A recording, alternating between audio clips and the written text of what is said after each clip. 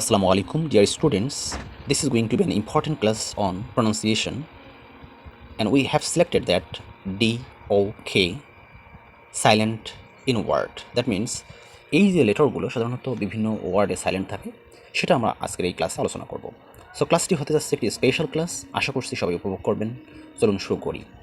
তো আমরা এজন্য কয়েকটি ওয়ার্ড নিয়েছি যেগুলোতে আমরা দেখব যে ডি, এখানে ও, কে ইত্যাদি সাইলেন্ট থাকবে। তো আমরা প্রথমে ডি এর আলোচনা করব। চলুন শুরু করি।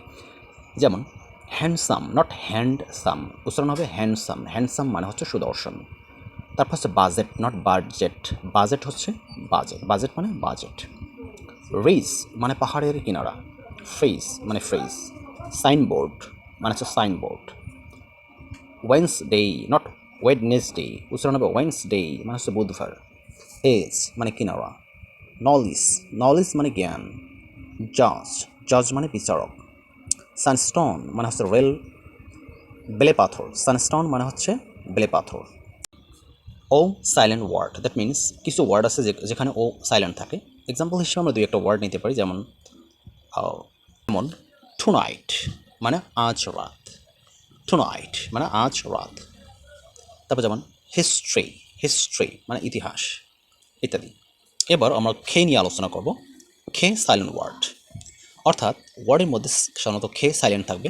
এক্সাম্পল হিসেবে আমরা কয়েকটি ওয়ার্ড দেখবো এখানে, যেমন নখ, নখ মানে হচ্ছে টোকা দেওয়া। নাইফ, নাইফ মানে ছুরি। অ্যান্ড নেক, নেক মানে হচ্ছে দক্ষতা। অ্যান্ড নিড, নিড মানে হচ্ছে মালিশ। অ্যান্ড নো, নো মানে হচ্ছে জানা।